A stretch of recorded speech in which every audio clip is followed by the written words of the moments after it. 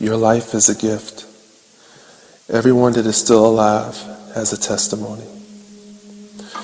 The purpose of this message is simply to share hope. Hope that no matter what you are facing in life, you will survive. I was in Baltimore, Maryland, touring with a major recording artist when all of this happened.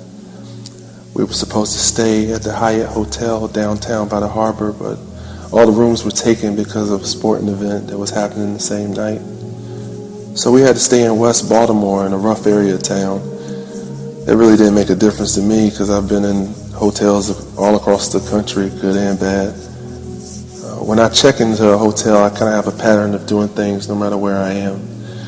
I drop off my luggage, I joke around with the band for a little bit, and I go to the nearest gas station and get some junk food, Gatorade or Waffle House, IHOP, whatever is open.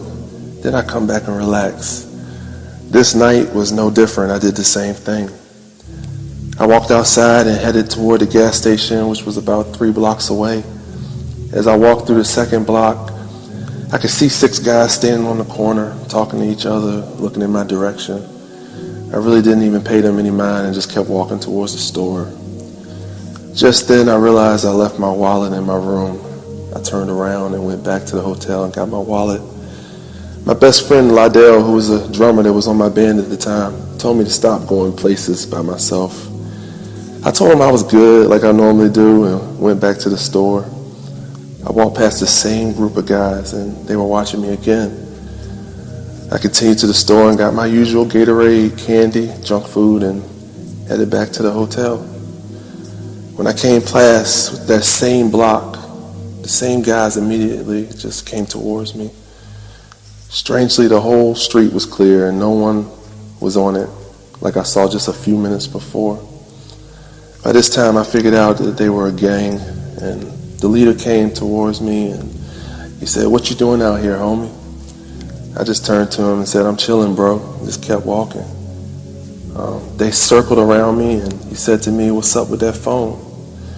At this point, I knew it had nothing to do with the phone or nothing that I said or did had anything to do with what he was asking me. I figured they were going to rob me, so I didn't even respond. I just told him it was off and put it back in my pocket. Really, it was off, though. Sprint had cut me off for being over my account spending limit. He walked closer to me and right in my face, and he said, "Well, you got to roll out, homie." At that point, he pulled out a .45 caliber gun from his jacket, and he pointed it directly at me at point blank range. I didn't even have time to react. I heard the first shot and saw a bright light from the gun that blinded me, and I fell immediately to the ground. He stood over top of me and pointed the gun at me again and said, "Peace out, homie." He fired 7 more shots into my body. Instantly, at that moment, just for a second, I saw an angel appear in front of me. The angel looked transparent and was kneeling down literally with both arms in front of him, as if every bullet was going through the angel. I knew it couldn't have been a figment of my imagination because I had no time to even think about this. I had no time to think about anything other than the pain I was feeling from every single bullet that was going in my body. When he finished shooting me, his other boys picked up shell casings that had fallen to the ground around me, and they laughed and joked with each other about how they just smoked me. Right then I heard God speak to me and tell me not to move. It was really strange because I wanted to yell, I wanted to scream, I wanted to breathe. I wanted to know if I was alive, but I couldn't do it. They were still looking at me. So I just laid there and didn't breathe. My eyes were still open, but they were fixed, even though I felt pain all across my body. For the first time in my life, I felt no pain from even not breathing, which was the strangest feeling I've ever felt. That's how I knew God was right there with me. As I continued to hold my breath, waiting for them to leave, I felt the blood all around me. When they finally ran to the car, I drove off. They drove off at full speed. I took my first breath. I remember softly yelling, "Oh God, God." As I looked around me and saw the pool of blood and holes in my shirt, I tried to stand up, but I couldn't. I couldn't feel my legs. So I dragged myself off of the street and onto the sidewalk, literally crawling. I tried to flag down cars to stop and help me, but nobody would stop. People literally slowed down and looked at me and kept going. It was literally only me and God. I had a moment where I had my life flash before my eyes. I thought about everyone that loved me. I thought about my own funeral. I thought about the things that I should have said to my family and the friends that I didn't tell. Just then I remembered that I had my cell phone still with me. My hand was completely covered in blood, but I still managed to dial 911. When the operator came online, I told her that I had been shot, and she asked me where I was. Thankfully, I was lying right next to a street sign so I could give her an idea where I was. She tried to keep me talking, but I really couldn't because I was losing my breath every minute that went past. Eventually, the police showed up, about 5 officers. One walked toward me. He asked me my name, how old I was, and that was the end of the conversation. After that, they drew lines around me and put up police tape and crime scene tape and set a perimeter. This is when my faith really had to step in, though.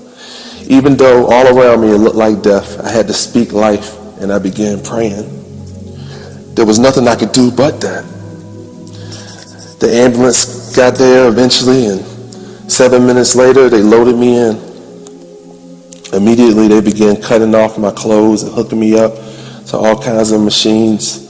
This was the first time that I actually saw the gunshot wounds with my eyes, and at that moment, tears began to flow from my eyes. My body just looked dead.